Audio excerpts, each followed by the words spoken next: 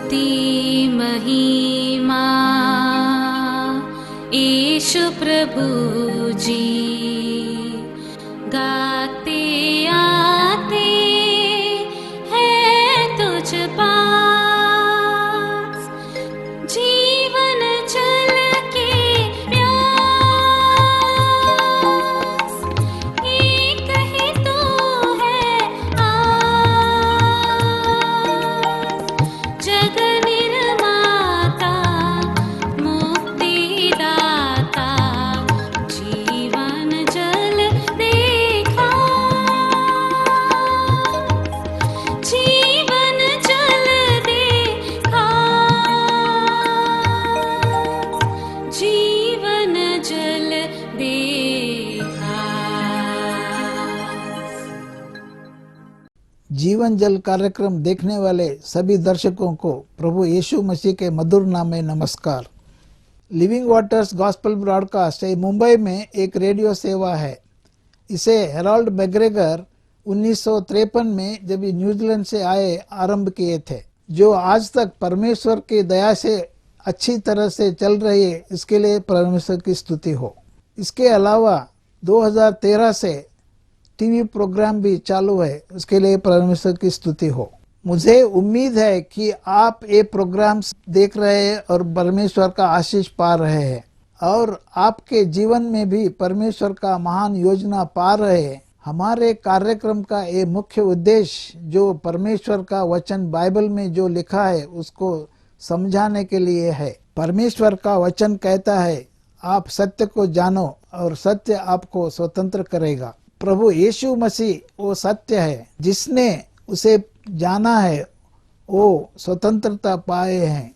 हम वही उसका ही गवाही है, और हमारे जैसे कई लोग यीशु मसीह को पहचाने और स्वतंत्र हो गए हैं। क्या आपने प्रभु यीशु मसीह को आपका उद्धारकर्ता जाना है? जो आप जीवन जल प्रोग्राम निरंतर देखते रहे और आशीष पाते रहे। परमेश्वर आपको आशीष दे। धन्यवाद। जीवन जल कार्यक्रम को देखने वाले सभी दर्शकों को जगत के उद्धारकर्ता प्रभु यीशु मसीह के पवित्र नाम में नमस्कार। यूहन्ना अध्याय 7 पद 37 में पवित्र शास्त्र में वचन में ऐसा लिखा है, यीशु ने लोगों को पुकार कर कहा, अगर कोई प्यासा हो तो मेरे पास आकर पिए। जो मुझ पर विश्वास करेगा उसके हृदय से जीवन की जल की नदियां बह निकलेंगी। क्या आप जीवन में प्यासे हैं या सच्चाई की तलाश में हैं? परमेश्वर आपकी प्यास बुझाना चाहते हैं, आपके सवालों के जवाब देना चाहते हैं। परमेश्वर के नाम की स्तुति हो। शुभ संदेश के इस कार्यक्रम में आप सबों का एक बार और स्वागत है, और इस कार्यक्रम को देखने वाले हर एक दर्शकों का प्रभु यीशु मसीह के नाम में मेरी ओर से आप सबों को हार्दिक अभिनंदन। मुझे बड़ी खुशी होती है जब मैं आपसे मुखातिब होता हूं। आप लोग अपने स्क्रीन के सामने परमेश्वर के वाणी को सुनने के लिए इतने आतुर होकर बैठे हुए हैं। एक बार और आप लोगों से मुलाकात करने का जो समय मुझे मिला, मैं पिता परमेश्वर का धन्यवाद करता हूं यीशु मसीह के द्वारा, जिसने ये अच्छा मौका मुझे प्रदान किया है। पिछली बार जब आप संदेश को सुन रहे थे तो आज्ञा मानने के विषय में आपने सुना। उसी आज्ञा मानने के विषय को और उस विचार को आगे बढ़ाना चाहता हूं, और शायद अगले कुछ कार्यक्रम में आप इसी विषय पर संदेश को सुनते रहेंगे। तो मेरा आपसे अनुरोध है कि आप इस कार्यक्रम को बड़े लगन के साथ लगातार देखते रहें और आपके जीवन में आप आशीष को प्राप्त करें, क्योंकि मेरे और आपके जीवन में यह संसार की लीला जो है बहुत ही जल्दी खत्म हो जाएगी। संसार का जीवन बहुत ही जल्दी खत्म हो जाएगा, परंतु जो परमेश्वर की इच्छा को पूरी करता है, जो परमेश्वर की बातों को मानता है, जो परमेश्वर के मार्ग में चलता है, परमेश्वर के आज्ञा का जो पालन करता है, वह शख्स कभी भी नाश नहीं होगा। वह कभी अपने जीवन में निराश नहीं होगा। वह कभी भी अपने जीवन में हताश नहीं होगा। आज जब आप इस कार्यक्रम को देख रहे हैं और इस संदेश को सुन रहे हैं, मुझे नहीं मालूम आपके दिल की हालात क्या है। आप किन विचारों के साथ बैठे हुए हैं। शायद आप बहुत ही उदास हैं, पता नहीं आप बहुत ही निराश हैं, किसी के प्रति आपके अंदर बहुत ही क्रोध भरा हुआ है, बदला लेने के मनसा से आप शायद कुछ विचार कर रहे हो, आप इस संसार में अब आगे जीना पसंद नहीं कर रहे हैं।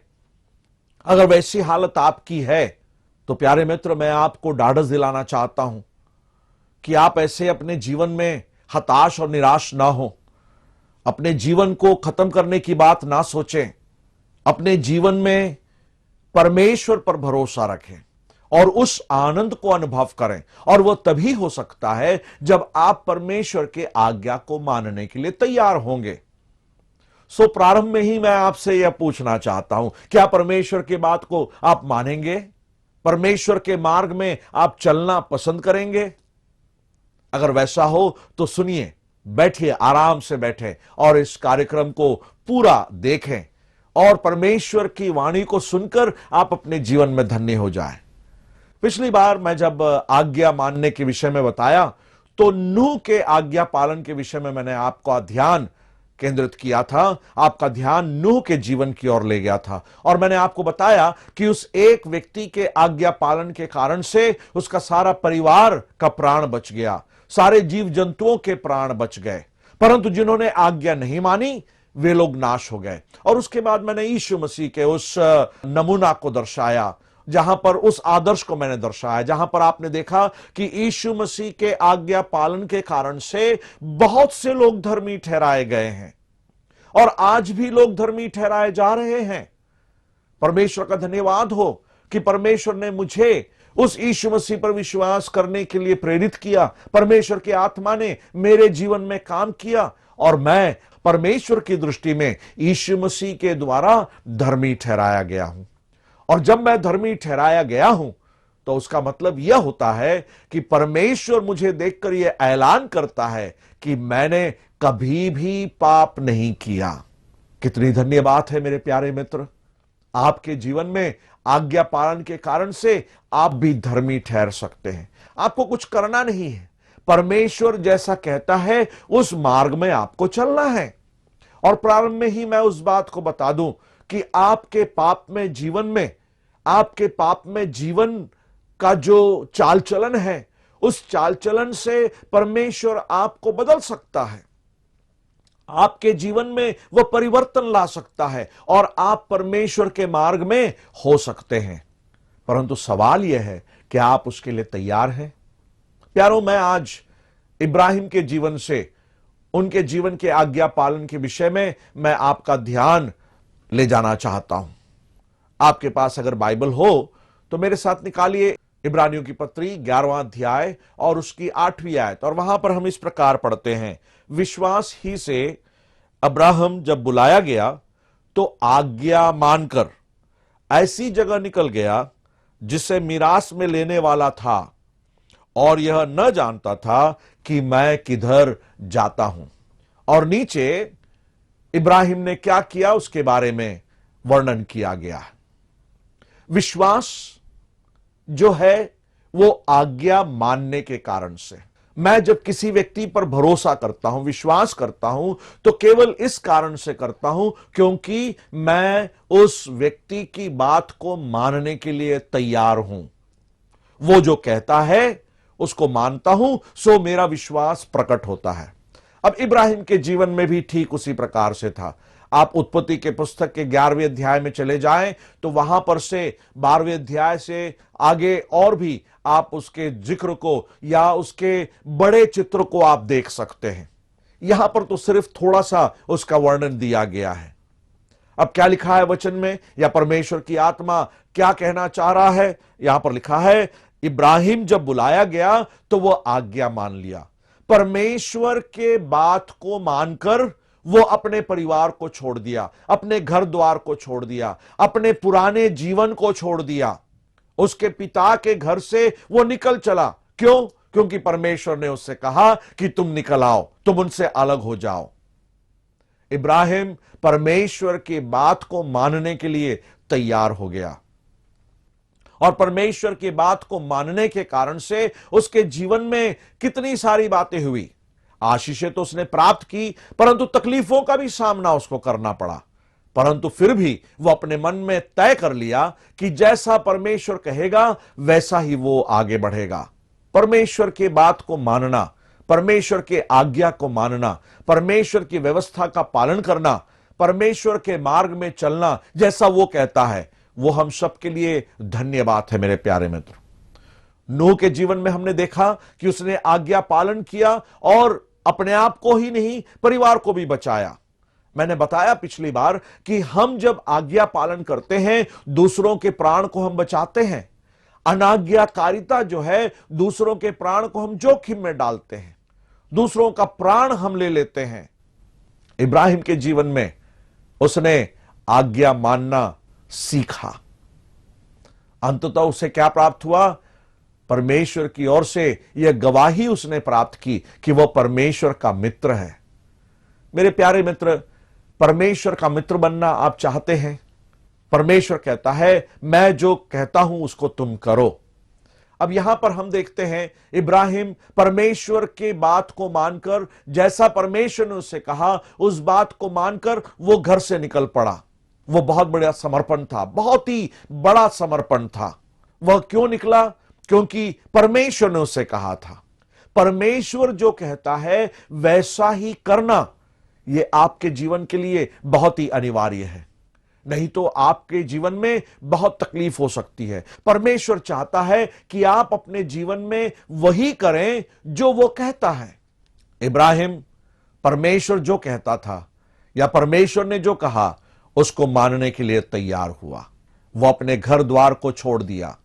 उसने अलगाव के जीवन को दर्शाया, उसने विश्वास को दर्शाया, उसने इस बात को दिखाया कि कैसे वो परमेश्वर के प्रति समर्पित है। हम 2-3 बातों को वहां पर इब्राहिम के जीवन से समझ सकते हैं। सबसे पहली बात तो हम ये देखते हैं कि इब्राहिम ने अपने बुलाहट को समझ लिया।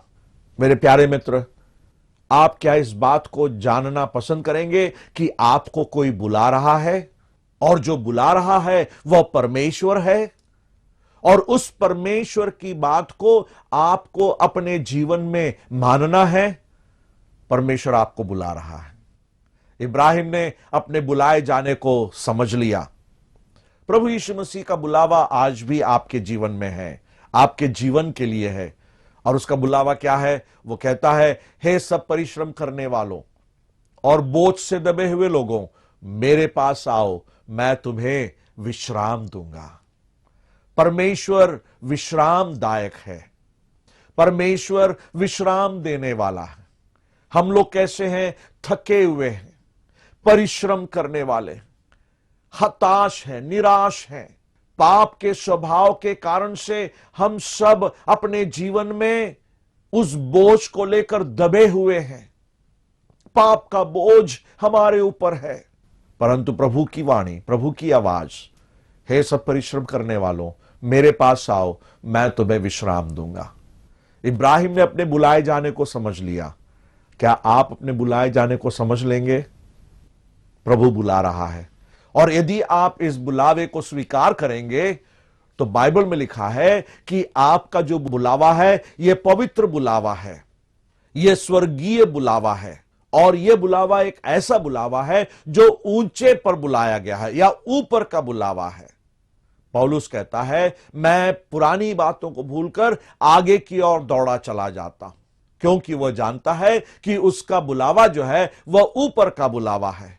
ऊपर के लिए वह बुलाया गया है, स्वर्ग के लिए वह बुलाया गया है। तीमुथियुस की पत्री में जब पौलुस लिखता है तीमुथियुस को, तो वो कहता है कि तुम अपने बुलाए जाने को स्मरण करो कि तुम कैसे पवित्र बुलाहट से बुलाए गए हो। मेरे प्यारे मित्र, प्रभु यीशु मसीह के उस बुलाए जाने को आप जब स्वीकार करते हो या उस बात को मान लेते हो, तो आप इस प्रकार के बुलावे के योग्य बन जाते हो। ऊपर की बुलाहट, पवित्र बुलाहट और स्वर्गीय बुलाहट। इब्राहिम ने अपने जीवन में आज्ञा पालन के कारण से उसने अपने बुलावे को पहचान लिया। दूसरी बात हम उसके विषय में यह देखते हैं, वह इस बात को समझ लिया या इस बात को जान लिया कि उसकी पीढ़ी जो है या जिस पीढ़ी में वो रहता है, उस पीढ़ी के लोग क्या चाहते हैं। इब्राहिम के जीवन में यह बहुत बड़ी आशीष थी। इब्राहिम ने अपने आज्ञा पालन में इस बात को समझ लिया कि उस समय के पीढ़ी के लोग क्या चाहते हैं और उसने उस बात को बनाए रखा। मेरे प्यारों, जिस पीढ़ी में मैं और आप आज जी रहे हैं वो एक ऐसी पीढ़ी है जो नाश की ओर जा रही है, जिनको परमेश्वर की आवश्यकता नहीं है, जो परमेश्वर की बातों को नहीं मानना चाहते, जो परमेश्वर के मार्ग में चलना नहीं चाहते। और मेरे और आपके बुलाए जाने के कारण से या मेरे और आपके परमेश्वर के बातों की आज्ञा मानने के कारण से मुझे और आपको यह मालूम हो जाना चाहिए कि यह पीढ़ी क्या चाहती है। क्या इस पीढ़ी की आवश्यकता? इस पीढ़ी की आवश्यकता यह है कि परमेश्वर की बातों को लोग माने या आज्ञा पालन करें। मैंने जैसे पिछले बार भी आपको बताया, हम एक ऐसे युग में रहते हैं जहां पर लोगों को लगता है कि आज्ञा नहीं मानना वीरता है। वो अपने आप को हीरो समझते हैं।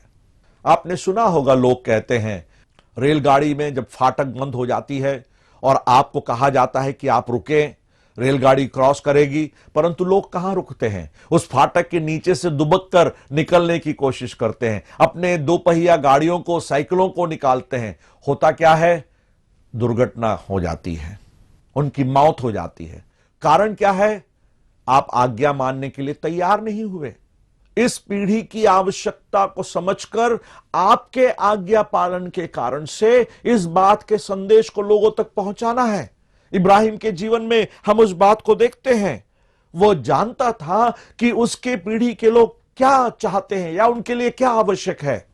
परमेश्वर इब्राहिम के जीवन में इस गवाही को दी कि वह अपने पीढ़ी को परमेश्वर की बातों को सिखाने में समर्पित रहेगा। और इसलिए इब्राहिम से परमेश्वर कुछ भी नहीं छिपाया।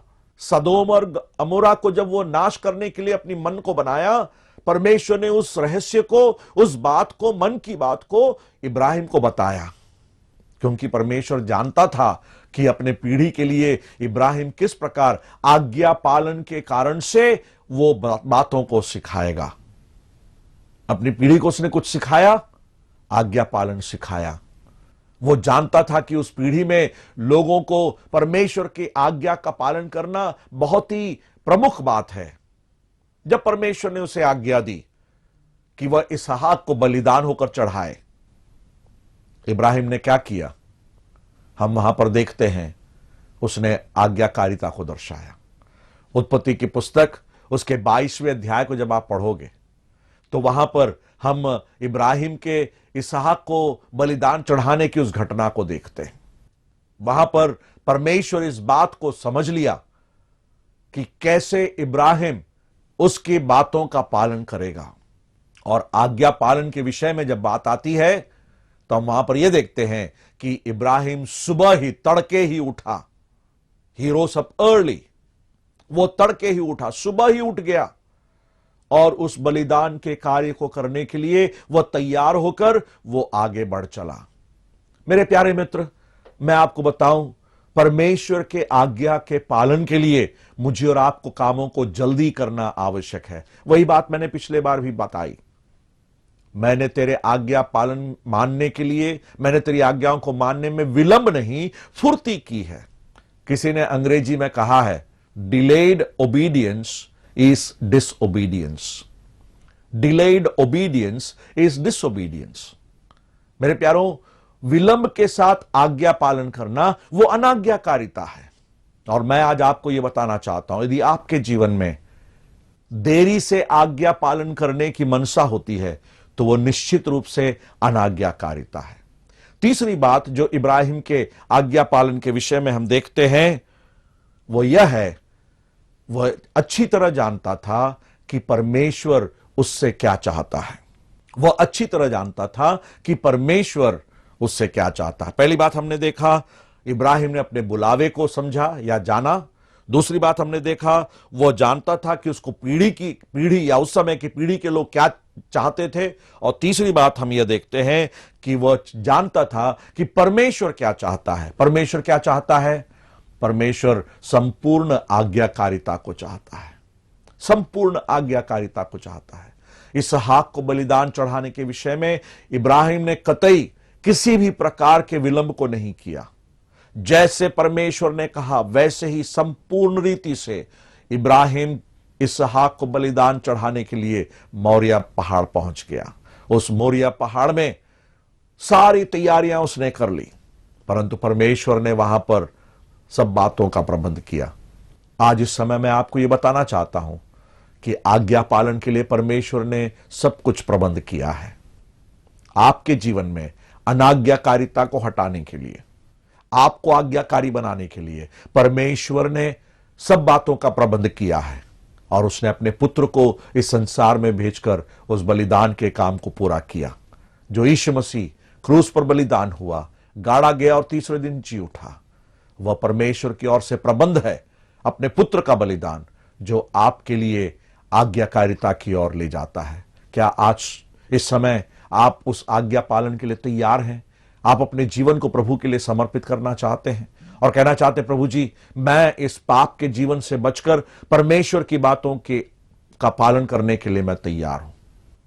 आइए हम प्रार्थना करें। पिता परमेश्वर, आपके वचन के लिए धन्यवाद।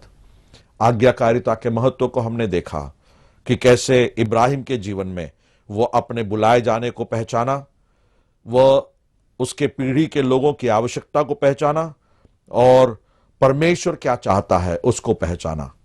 हमें भी यह समझ दे कि हम अपने जीवन में ऐसी बातों को पहचान पाएं और आपके आज्ञा का पालन करने पाएं। हमारी प्रार्थना आपने सुनी, धन्यवाद। प्रभु यीशु मसीह के नाम में, आमीन। परमेश्वर आपके जीवन को धन्य बनाए और यह होने दे कि आपके जीवन में आप परमेश्वर के आज्ञा को मानते हुए आप निरंतर आगे बढ़ते चले जाएं। परमेश्वर की आशीष आपके जीवन में बनी रहे। अगर परमेश्वर ने इन वचनों द्वारा आपसे बात की है और इस विषय पर आप अधिक जानकारी प्राप्त करना चाहते हैं या किसी प्रार्थना के विषय को बांटना चाहते हैं तो निस्संदेह हमसे संपर्क करें।